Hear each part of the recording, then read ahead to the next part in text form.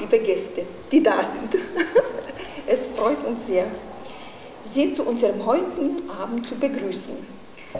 Ja, wir als Organisatoren dieser Veranstaltung, das heißt Frau Christine Böckmann, die Geschäftsführerin der katholischen Erwachsenenbildung, und meine Wenigkeit, Rasa Hinz, als Missio-Referenten in Vertretung, begrüßen Sie ganz herzlich.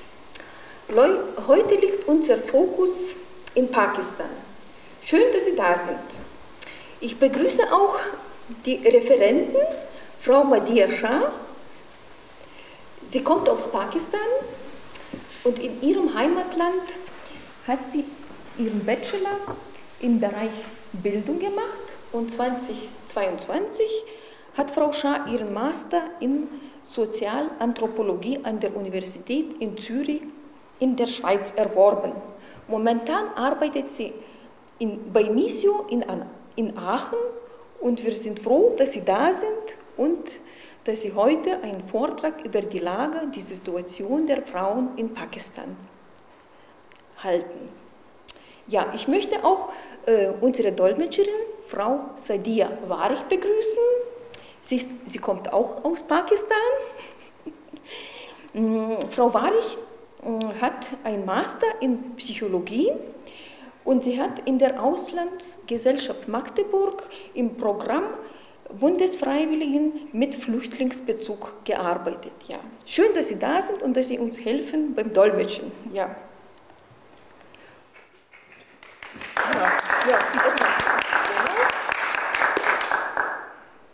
So, jetzt übergebe ich das Wort an Frau Madiha Shah. Ja.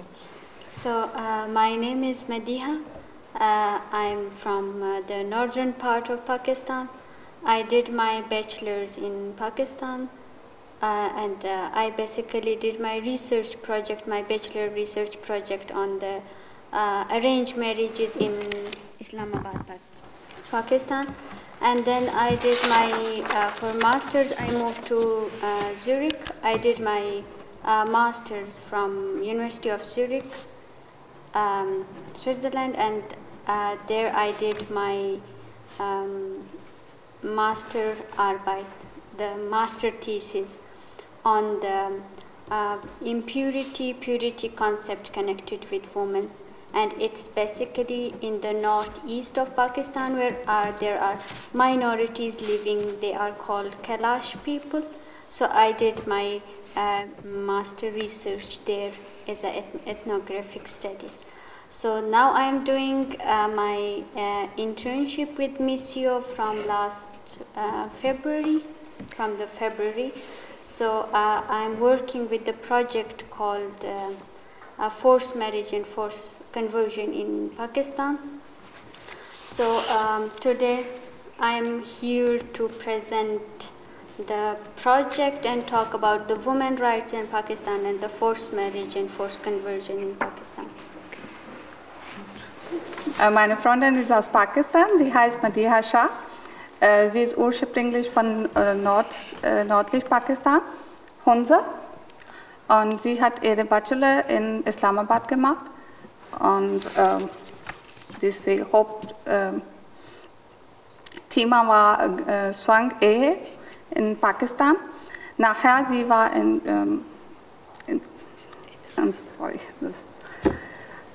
sie war nach Zürich gegangen und dort hat sie Masterarbeit gemacht. Der Thema war Reinheit und Unreinheit auf Frauen in Pakistan.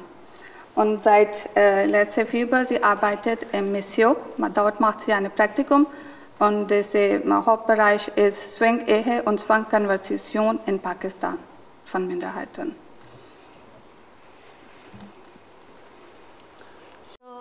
Today our presentation main theme will be the women's rights, but we will talk about the general information about Pakistan. We will talk about the education system in Pakistan for women and the situation of women and the girls in Pakistan, and in the end we will talk about the forced marriage and forced conversion in the minorities of Pakistan. Das Thema der heutigen Präsentation ist Frauen in Pakistan und ihre Rechte, und diese Agenda der Präsentation ist allgemeine Information über Pakistan, Bildungssystem von Pakistan und Situation von Frauen und Mädchen in Pakistan.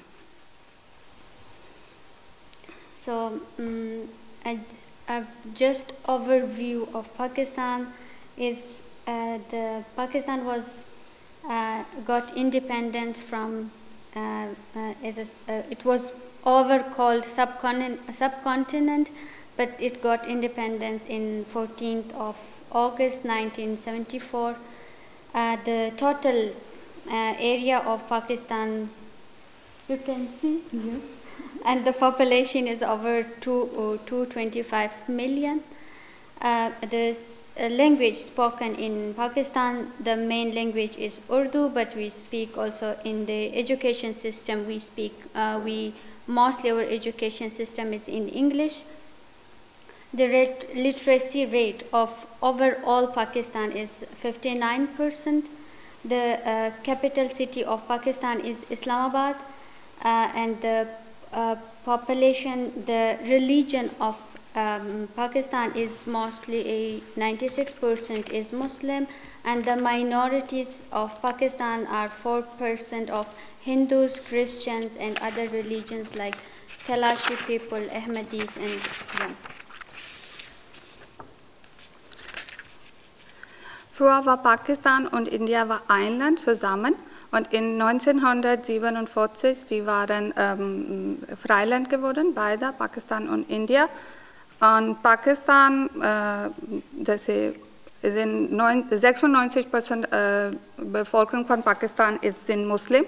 Allgemeine Bevölkerung von Pakistan ist 225 Millionen und 4% sind Minderheiten, und davon sind Christinnen, Hindus, Ahmadis und die anderen Minderheiten. Und Hauptsprache von Pakistan ist Urdu, aber in Pakistan gab es viele Sprachen.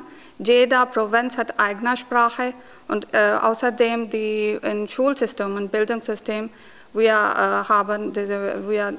lernen viel Englisch auch. So when we talk about Pakistan, it's a bit difficult to merge to talk about Pakistan in one concept, because Pakistan is very different from one region to the north, to the south, to the east, to the west. It's a bit different. So I have made a slide to show you different provinces of Pakistan and to give an overall view of Pakistan, the different provinces of Pakistan. So it's one of the biggest province is Punjab, and then Sindh, KPK is called Khyber Pakhtunkhwa, and Balochistan, Kashmir, and Gilgit is part of Pakistan, but it's still in the dispute area of Pakistan, which is not legally like the citizens. We get the citizenship of Pakistan, but we cannot vote. Pakistan ist ein sehr vielfältiges Land, ist ein großes Land, und dort sind viele Sprachen und Pakistan hat allgemein 4 Provinzen. Punjab ist die größte Provinz. Dort Leute sprechen Punjabi, und diese meiste Bevölkerung sind aus Punjab. Dann kommt dieses Sindh, dort Leute sprechen Sindhi. In Khyber Pakhtunkhwa Leute sprechen Pashto, und in Balochistan die Sprache ist Balochi. Gilgit ist auch eine Region von Pakistan, aber das ist nicht sozusagen anerkannt. Da ist immer noch India sagt, das gehört zu uns, und Pakistan sagt, es gehört zu uns. Aber das ist in Pakistan, Pakistan ist dort Macht. Und dann. So coming to the main topic of women's education in Pakistan. So when we talk about the women education in Pakistan, you will here see the rate of the 50%, 50.8% girls are enrolled in the primary school of education according to the 2019 and 20 surveys of HNRC. So the literacy rate of females all over in Pakistan is 62%, and this, compared to the male, it's less than the males. The males are the male have 76%, and the female has 62%. So when we talk about why the literacy rate for female is less than male, there are different reasons we will discuss. I will a bit elaborate on these points to clear why is the literacy rate higher in males and why it's lower for the females, and why the primary rate for the going to the school for female is less. So first thing is the when we talk about Pakistan, it's a patriarchal society. So the more our country is male-dominant society. So more empowerment is more priority is given to the male than the female. When you in a house when there is male and female, so they prefer to give the male education than the female. So there are different reasons, because of the economical factor, because of the girl has to maybe the school is not very near to the house, have to go far, and then there are different social pressures, like the girl has not to go always far for the schooling.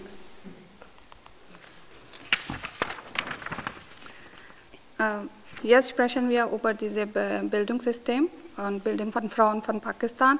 Die Einschulungsrate von Mädchen in Grundschulen in Pakistan beträgt 50,8%, laut 2019 und 20 diese eine Survey. Die Alphabetisierungsrate für Frauen in Pakistan beträgt 62%, und das ist im Vergleich mit Männern ist wenig. Männer haben 26% Alphabetisierungsrate, und diese geschlechtsspezifische Unterschiede sind in ländlichen Gebieten ausgeprägter, wo die Nettoeinschulungsrate von Mädchen ist 45,8%. Und da sind viele verschiedene Gründe, warum Mädchens Bildung oder Mädchens diese Alphabetisierungsrate ist so wenig. Der Hauptgrund ist, weil Pakistan sind unser System, unsere Gesellschaft ist patriarchal, wo diese Männer haben diese Macht über diese Frauen und Familie. Und dann, wenn diese eine Familie haben, männliche Kinder und weibliche Kinder, und sie entscheiden für diese männlichen Kinder.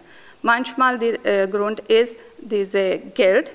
Die Familie hat nicht so viel Geld, und sie denken, es wäre besser, wenn sie investieren in männlich Kind, weil das Kind bleibt in Familie, und das Geld und danach diese Familie wird profitiert von dieser männlichen Kindsbildung.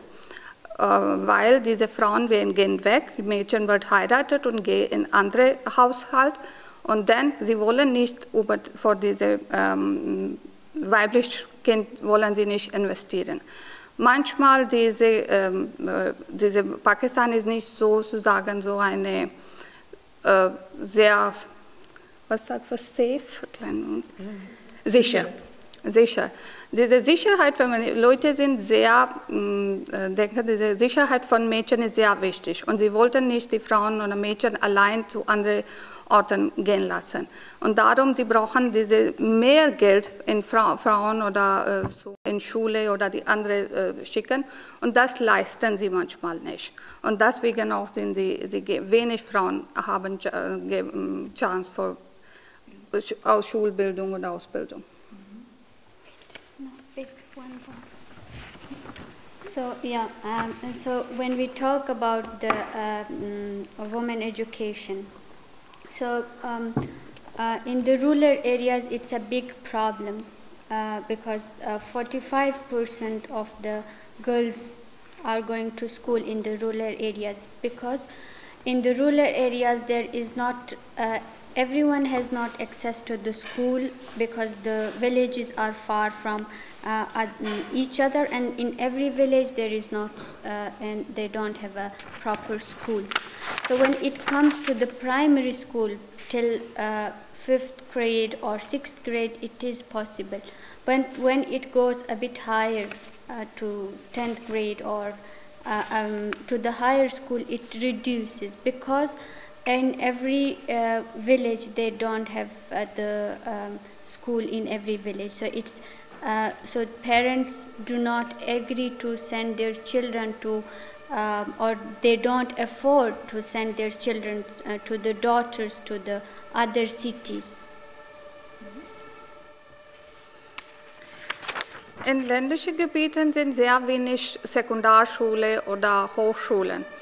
Dort gibt es vielleicht Grundschulen und dann die Frauen oder Mädchen haben Chance ein bisschen für Grundschulung und danach, aber sie können manchmal nicht leisten, in andere Städte oder andere Dorf oder andere Village zu gehen, wo die Möglichkeit gibt für Sekundarschule oder Abitur. Zum Beispiel in Pakistan gab es College, nicht wie hier. Wir haben Grundschulen, Sekundarschulen und danach haben wir College und dann gehen wir zur Uni. Und manchmal diese College und Uni sind sie weit weg, sie sind in großen Städten und die von diesen Dorf und die kleinen diese Landgebiete, Leute können das nicht leisten. Und deswegen gehen sie nicht dort. Und gibt es keine, jeder Dorf hat nur vielleicht, manche Dörfer hat auch keine Grundschule, aber und dann sie müssen weit gehen.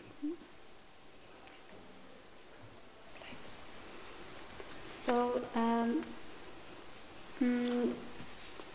according to the reports of NHRC, the United Nations, there is 13% of women at the age of 20 to 24. They get married, or below 18, they get already married. The adolescent birth rate is 54%, like 54%, the woman age between 15 to 19, and in 2018, according to the report of 2018, 16% of women at the age of 15 to 49, they have the reports are like they have been physically abused, or there is violation, sexual harassment. Can you please once more? This is number. This is. I don't have this slide. Could you show her the slides, because the numbers are not with her. In Pakistan 18,3% Frauen zwischen diesem Alter von 20 und 24%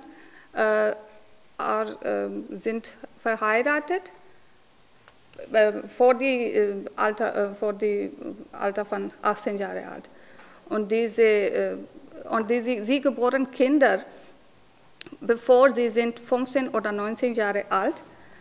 Und das haben sie sehr, kann sagen, diese für gesundlich ist nicht so gute. Ja. Und diese Women.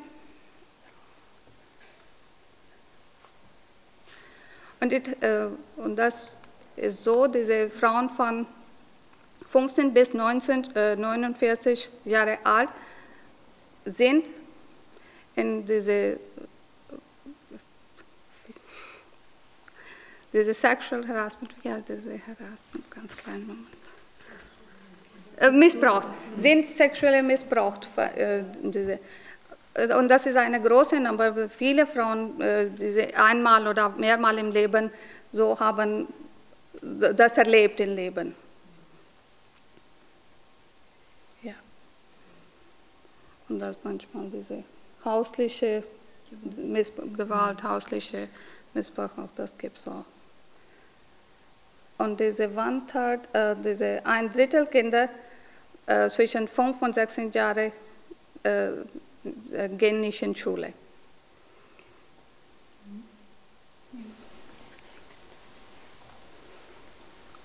Now coming to the main topic of our campaign, it's about the marriage which Missio is doing from last year.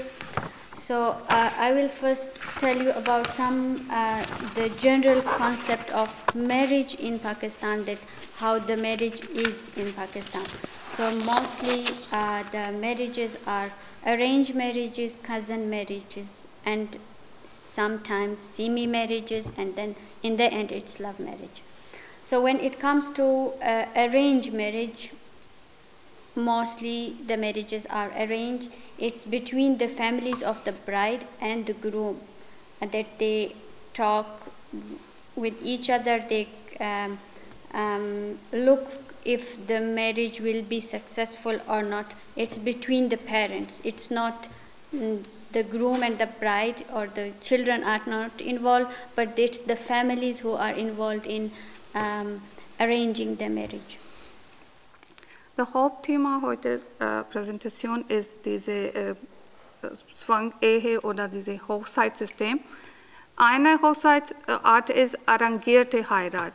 In diesem System der Familien, das Brautpaar übernehmen die Verantwortung, einen passenden Partner für ihre Kinder zu finden. Das Paar kann sich vor der Hochzeit treffen, aber die endgültige Entscheidung liegt bei den Familien. Sie denken, wenn sie denken, die Familien passen zusammen, dann sie sagen, ja, okay, unsere Kinder dürfen heiraten. The couples might meet each other before the marriage, but it depends mostly on the families. If the families are willing to bring the children together to meet each other, it depends also on the area, which area we are talking about. For example, if we talk about Lahore, it will be common to meet the bride and the groom, they will meet before the marriage. So when we talk about the rural areas, this might not be the case, that the groom and the bride are meeting before the marriage.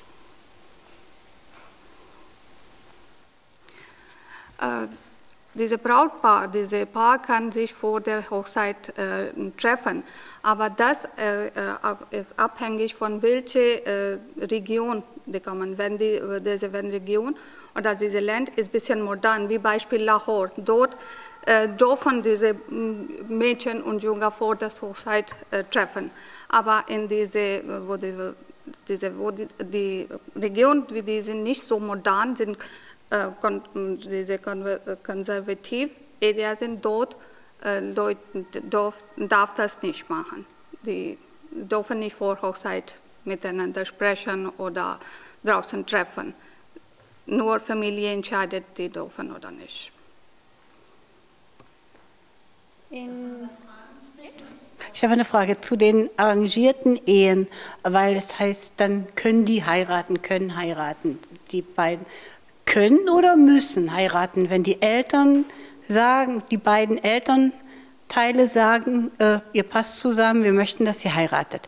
Können die dann heiraten oder müssen sie dann heiraten? Müssen sie heiraten, denn die Entscheidung liegt bei Eltern. Und wenn Eltern sagen, ja, wir passen zusammen, unsere Kinder passen zusammen, dann egal, die Kinder sagen nein, meistens, sie müssen heiraten. Ist das so? अगर वो जो है वो कहते हैं कि अगर फैमिली वो कहते हैं कि बच्चे राजी ना भी हों तब भी उनको शादी करनी पड़ती है कि नहीं करनी पड़ती, तो मैंने ये कहा कि मस्ट है, ये उनके पास चॉइस नहीं होती. Because it's again also the societal pressure. It's again the elder, you have to respect your elder, or you have to obey your parents, what they tell you. It's this tradition which is coming from far. Und man vertraut den Eltern, ihr habt schon den richtigen Partner für mich ausgesucht, ja? Man vertraut den Eltern, dass das... Ja. Das ist ein gesellschaftlicher Druck. Und da meisten die Kinder haben Vertrauen in Eltern. Zum Beispiel, ich kann mein Beispiel geben. Meine Eltern hat für mich meinen Partner gesucht und ich war damit okay. Ich habe gesagt, ja, okay, ich vertraue meine Eltern und sie können. Und dann meine Eltern waren nicht so streng aber sie haben mich gefragt, wir haben diese junge Mann für dich ein bisschen gesucht, ist okay? Und ich habe gesagt, ja, ist okay. Aber Sie kannten ihn dann wenigstens vorher, Ihren Mann? Haben Sie ihn schon mal gesehen? Oder? Nein. Oh. Okay. Meistens, das ist so üblich, das ist Norm in Pakistan. Früher war Norm. Ich war vor 20 Jahren verheiratet und damals war Norm. Jetzt ist es ein bisschen verändert, aber früher waren so, ich habe meinen Mann erst diesen Hochzeittag gesehen, nachher war das so. Wir können ein Foto gucken und damals gab es keine Mobil-Handys und so, wir können nicht miteinander sprechen. Und die Eltern sagen, ja, okay. Manchmal, das gibt zweite Variante von dieser Hochzeit, diese Cousin-Hochzeit, und da kennt man ein bisschen. Aber allgemein ist so, die Familie treffen, die suchen, und wenn sie sagen ja, dann die Kinder müssen heiraten. Und meisten Kinder sind okay. Aber gab es Fälle, wo die Kinder sagen nein, wir möchten das nicht. Und meistens die sind gezwungen, nein. Wir haben das festgemacht und jetzt müssen sie heiraten. Aber manchmal gibt es, wenn die Kinder sagen nein, dann die Eltern sagen okay, dann suchen wir was noch anderes. Aber die geben nicht Freiheit, okay, gehen wir selber für sich was suchen. Aber man kann ja nicht nein sagen, wenn man denjenigen gar nicht kennt. Man weiß ja gar nicht, kann man nicht ja und nein sagen. Vielleicht sollten wir erst die Modelle noch weiter vorstellen lassen. Okay, also ja.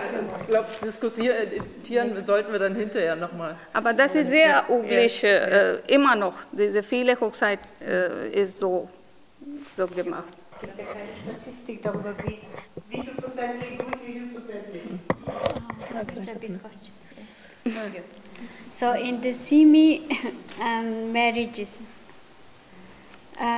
it's between arranged marriage and love marriage. It's like the partner they know before they have a bit relation, they know each other, so they do not confirm properly, but they involve the elders, the family members, they talk, and then on a mutual understanding the decision is taken. Die zweite Form ist diese semi-arrangierte Hochzeit. Das ist eine Mischung aus dieser arrangierten Hochzeit und Liebeshochzeit. In das die Paar vielleicht kennt, ja, vielleicht sie studieren zusammen oder sie haben sich getroffen und dann die Familie ist auch damit einverstanden und sie sagen zu Eltern oder Familien und dann diese Familien treffen und diese Hochzeit arrangieren. Das gibt es auch, aber ein bisschen wenig, ist nicht so viel diese Art. So the most common marriage in Pakistan is cousin marriages. So it is like the two people, it's the first cousins mostly, either the uncle, I don't know what's called it in German, it's like the first cousins. Yeah. The first cousin, like he or the uncle, son or daughter, and then from the mother's side and from the father's side. So it's more, it's the concept behind the cousin marriage is mostly that if he or she is educated, they will keep in the family also. And then it's also easy to find a partner for the daughter or for the son. He or she is trustable because they know the families from long time. So maybe she will explain a bit more in. Diese Cousin ist auch sehr üblich in Pakistan und meistens die Hochzeit sind zwischen Familien. Weil die Familie denkt, dass sie können diese Familie vertrauen.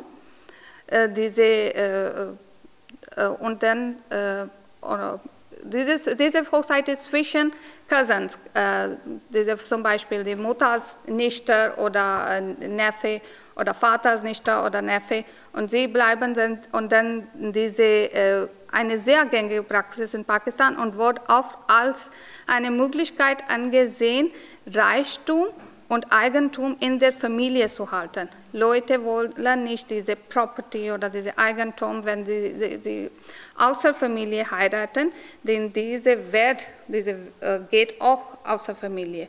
Und meistens die Familien, die sind sehr reich, haben sehr viel diese Wirtschaft oder diese Landschaft und sie bleiben in Familie und dann das Land bleibt auch in Familie.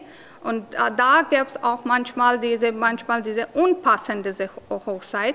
Manchmal gab, wo diese passen, diese Junge und Mädchen sind passend zueinander, aber manchmal die Mädchen ist so klein, der Junge ist so groß oder der Junge ist so klein und Mädchen ist groß. Und dann, aber sie wollen nicht außer Familie heiraten.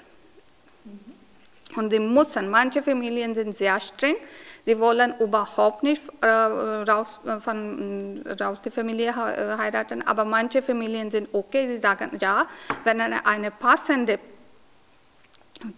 gibt es in Familie, bleiben in Familie, wenn gibt es keine passende diese Match, dann sie suchen außer Familie auch. Okay, one thing is more important to here keep in mind is also that the families also depends like on higher like higher class, lower class, and middle class. So when we talk about the marriages, it's really a point like if they are from the higher class or from the lower class or from the middle class.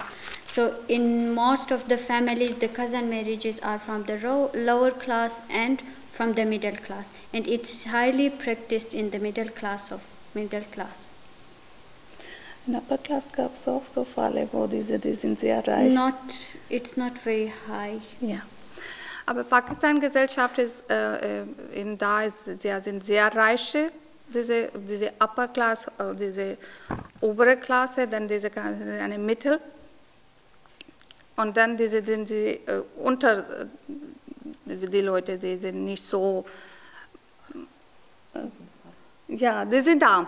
Die sind sehr reiche Leute, die sind mittelmäßig Leute und diese ganze arme Leute. Aber diese Cousin-Hochzeit ist viel in diese mittelmäßig oder diese arme Leute. Sie machen viele. In diesem Fall gab es wenig in diese reichen Leute. Ja? Yeah. So, talking about love marriage, it is very, I think now in the younger generation it is increasing more, but I cannot really say more and more. It depends in which area we are talking about. So when we talk about the urban areas like Islamabad, Karachi, Lahore, so it is the marriages are changing from keeping in mind the cousin marriage effects also, right? So it's changing because the younger generation likes to choose the partner for themselves. So it's not like it's very highly still that it's all arranged marriage. It is changing, and it's changing with the younger generation, I would say, because maybe if I talk about my parents, they have arranged marriage. But when I talk about I will not go for the arranged marriage. So it's from generation to generation.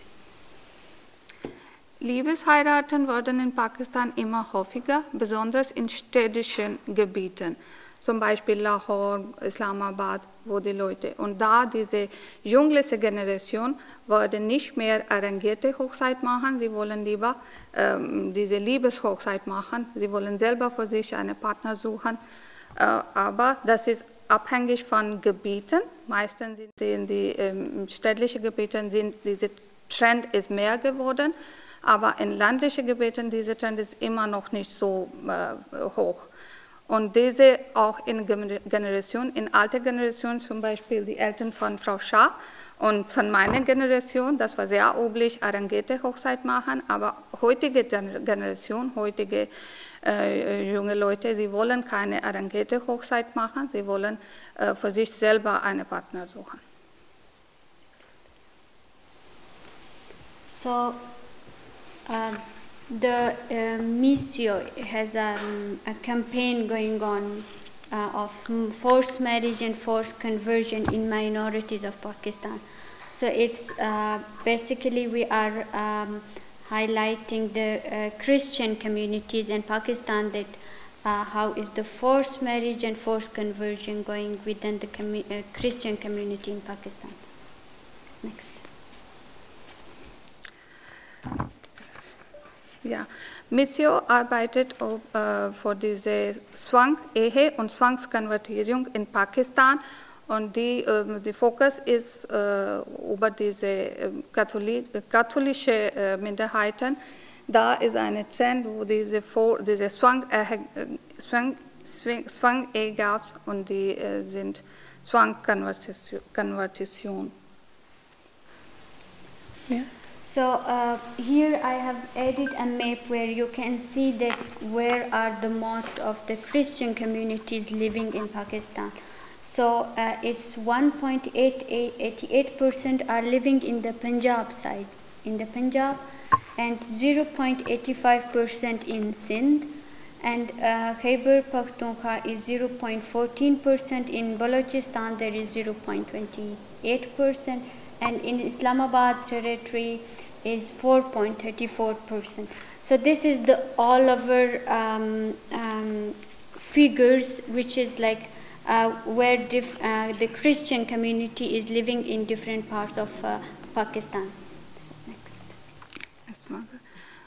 next. In Pakistan, diese katholische Community oder Christian Community lebt in verschiedenen Gebieten. In Punjab sind 1,88%, in Sindh sind 0,85%, in Khyber Pakhtunkhwa sind 0,14%, in Balochistan sind 0,28%, und Islamabad ist eine Capital Territory, sind 4,34%.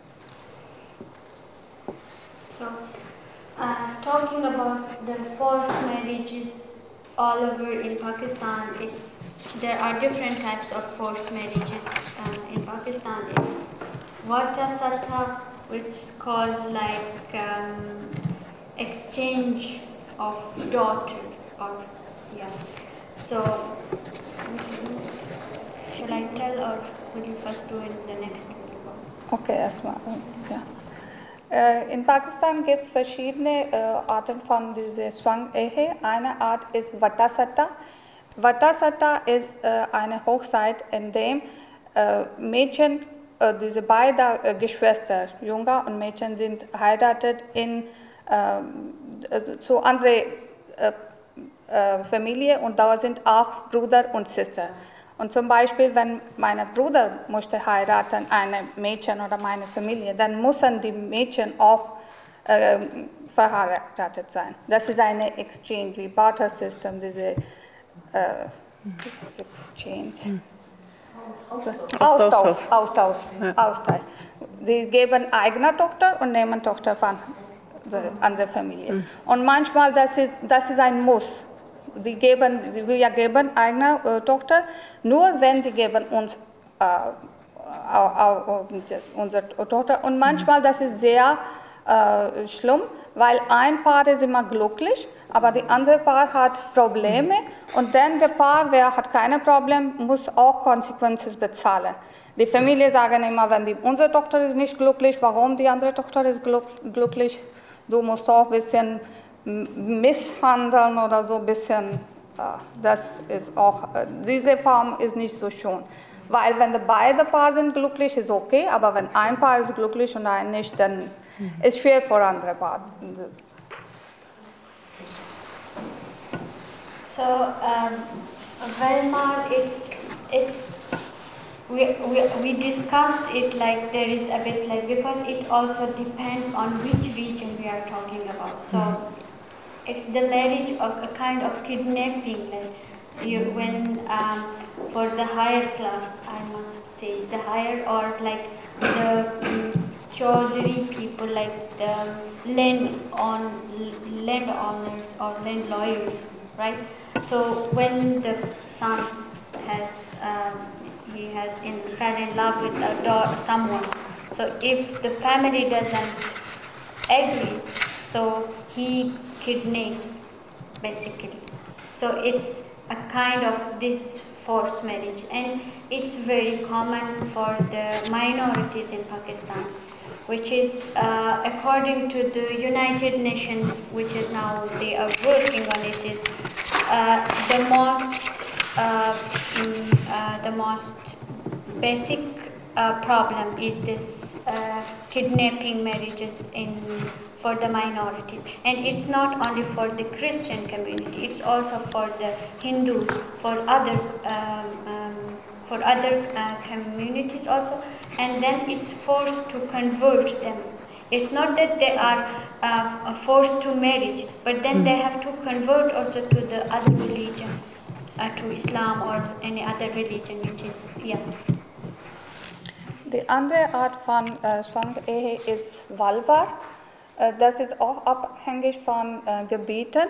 In manchen Gebieten, das ist wie Beispiel, wenn der junge Mann oder wenn eine Familie ist hat sehr viel Macht und wenn sie wollen eine Mädchen, zum Beispiel von einer Minderheitengruppe, und sie wollen diese Frau nehmen, denn sie nehmen mit Gewalt, ohne Erlaubnis von Familie. Manchmal Familie sagt ja okay, und diese gibt's, und dann, aber meistens sind sie wie kidnappt, wie entführt, ohne Erlaubnis von Familie und von Mädchen.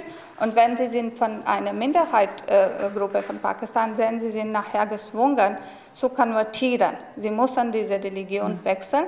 Meistens sind, wenn diese Bevölkerung sind Muslim, und wenn diese Muslimleute diese entführen sie, dann sie müssen Muslim werden. Aber wenn noch jemand nimmt, dann sie müssen konvertieren. So the next is soll ich das denn? Manchmal wegen Geld auch, wo पैसे लेके भी जो करते हैं. Diese eine Perspektive für diese Wahlwahl ist, die nehmen man zum Beispiel manche Gebiete, die Familie nimmt ein bisschen Geld gegen Mädchen. Sie nehmen Geld von diesen Mädchen und das ist eine Art, wie verkaufen. Sie verkaufen gegen Geld. Manchmal, die meisten Mädchen sind nicht glücklich damit, aber die Eltern sind okay und sie sagen, ja, okay, wir nehmen so viel Geld und dafür geben wir unsere Mädchen. Sie können hoch heiraten. Und dann die meisten, diese Mädchen ist eine junge Mädchen und der Mann ist alter Mann. Und dann sie bezahlen Geld und auch Hochzeit. So the marriage is to settle disputes. This is very, it's also quite common in Pakistan, where in the area of Khyber Pakhtunkhwa, in this region, it's more often practiced. If there is a dispute between two groups, so they basically exchange the daughters, or there is the marriage of one to the other, marriage of a daughter to the other family. It's a kind of punishment, but on the other hand, it's seen as like the dispute is resolved.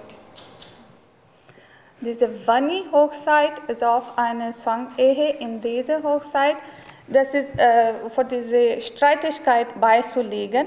Sie geben Mädchen, zum Beispiel, wenn in einer Familie, zwei Familien haben Streit, und eine Familie hat diese Morde gemacht, diese von anderer Familie, und sie nehmen, ja, okay, wir nehmen eine Mädchen und dann das Thema erledigt, das geht nicht zu Gericht, und dann sie können ihre Junge oder Mann, wer hat diesen Mord gemacht, wer ist Mörder, er kann frei geben und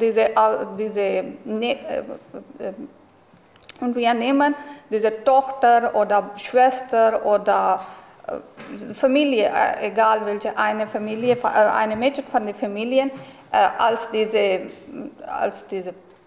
kannst du sagen, diese Entschädigung, ja, Entschädigung. Und dann dieser Streit wird zur Seite gelegt und ist so.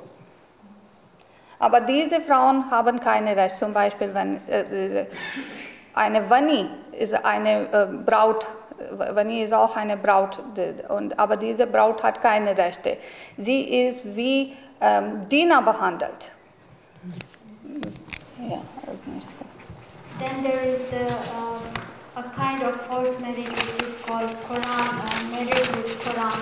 So a girl has to get married with the book of the Holy Quran, where then she cannot get married to any other person, so she has to stick with the book for the whole life. So it's also part of the forced marriage. Die andere Hochzeit ist Koran-Hochzeit und das ist üblich in diese obere Klasse der Gesellschaft, weil die haben sehr viel diese Reichtum oder Eigentum und sie wollten nicht das raus, wenn Mädchen ist verheiratet, sie nehmen diese eigene Portion, eigener Teil mit und sie machen so, sie sagen zu Mädchen, ja, du bist mit Koran verheiratet und dann die Mädchen ist wie diese, sie bleibt ganze Leben in diesem eigenen Haus, wo sie darf nicht verheiraten. Sie ist so, sie sieht, wie sie ist diese Braut von Koran. Ja. So, the reasons of, like, when it comes to the point of why the girls cannot take a voice for themselves. So why they cannot take a step for themselves. So we will talk more about the bit of the background that the girls, it's because lack of awareness and lack of education. So the families or the girls have not enough education that they can speak for themselves or take step for themselves that what they want. And the other thing is the families or the women, the girls cannot go against the families. Then it is the problem of the family will not accept her anymore, so she will be not part of the family anymore. So these are the problems because of this, like it's happening in the society.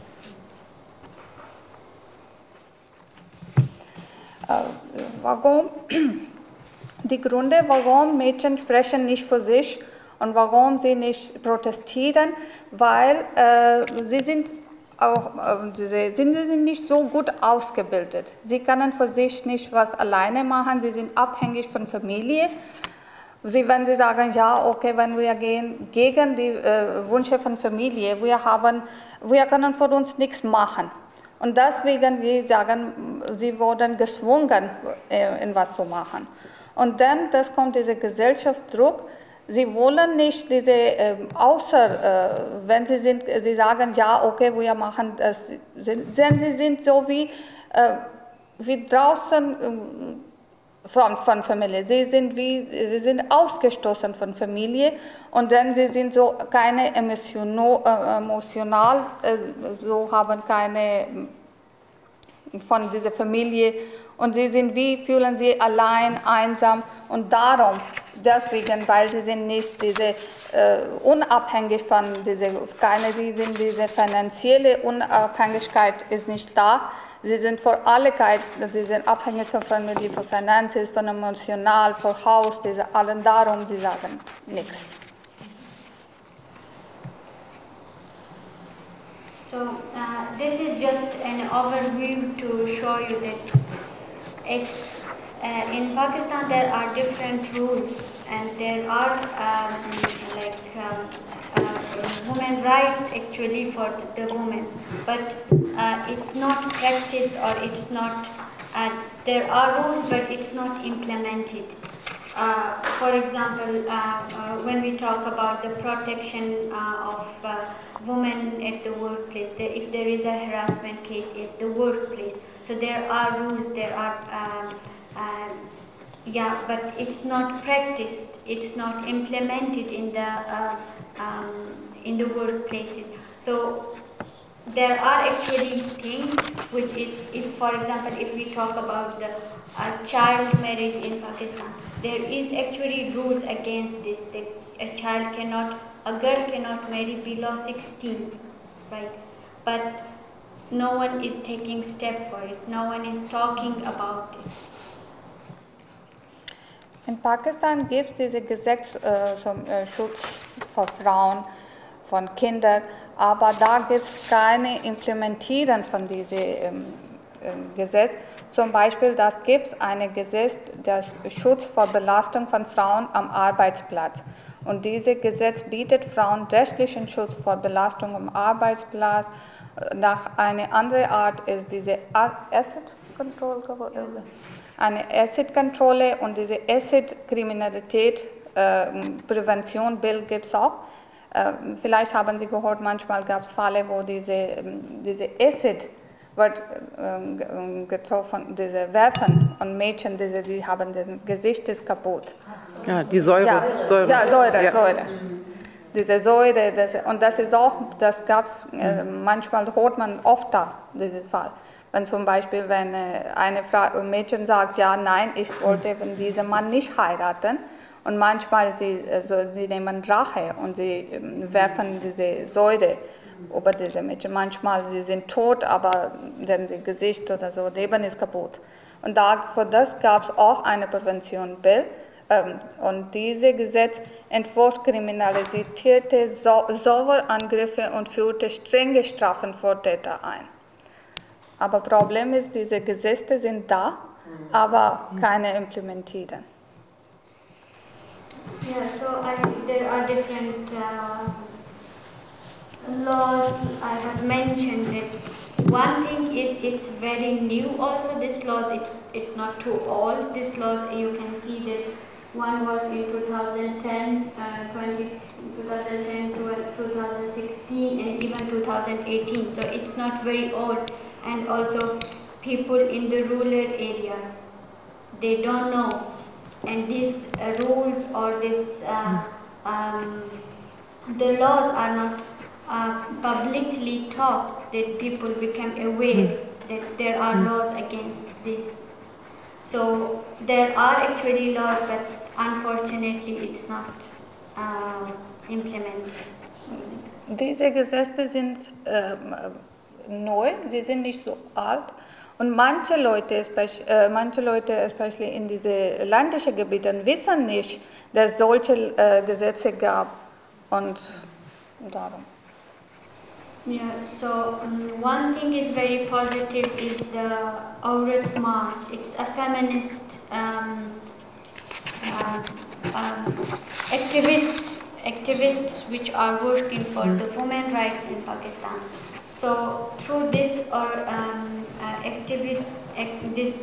the women right, they work more for the women. They are helping women to helping if there is any problem with, for example, with the acid, the criminals, or if there is a violation in the workplace. So the people, the feminists, they are actually nowadays they are becoming helping the other women. Und eine neue und positive Ding ist ein Aurat-Marsch seit 2018. Der Aurat-Marsch ist ein jährlicher Marsch, der am Internationalen Frauentag organisiert wird, und um die Gleichstellung der Geschlechter und die Rechte der Frauen einzufordern, indem die Frauen sprechen über eigene Rechte. Sie sagen, da gibt es Rechte für Frauen, aber sie wurden nicht geben. Und die Frauen protestieren und sagen, wir brauchen unsere Rechte, und dann sie gegeneinander helfen, die Frauen, und wenn jemand braucht Hilfe, gab es Organisationen, die helfen Frauen, ihre Rechte zu nehmen und gegen diese Täter von dieser säuerlichen Kriminalität zu kämpfen oder in andere Sachen auch.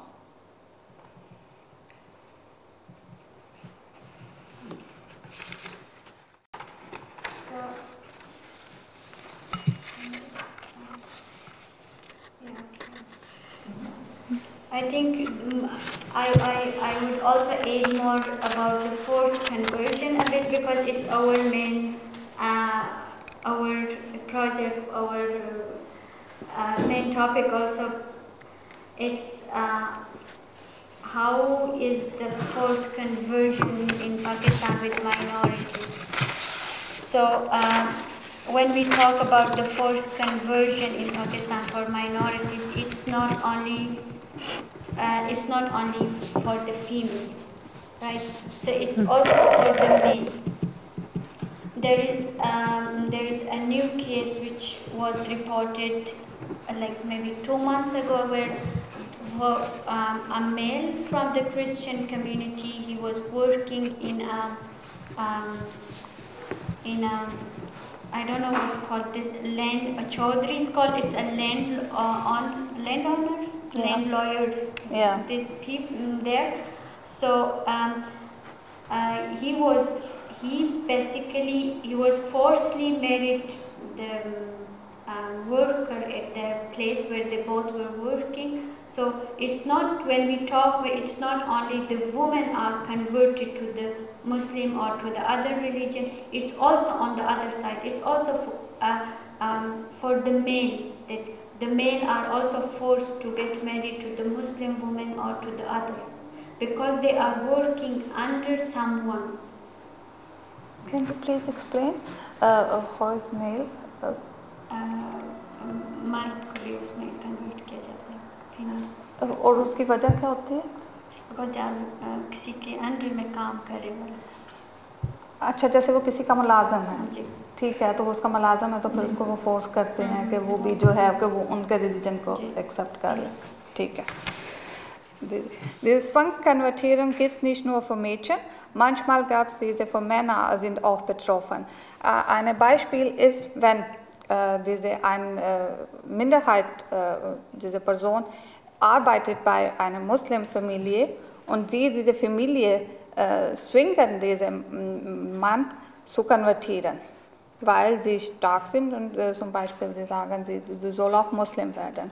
Und weil der Mann ist schwach, ist abhängig von dieser Familie, er braucht Geld, er braucht Schutz und dann er hat keine Wahl und er muss konvertieren. Ja? फिर वो उसके पास चॉइस नहीं होती ना, फिर वो उसको Yeah, this is now, if you have questions, we are here.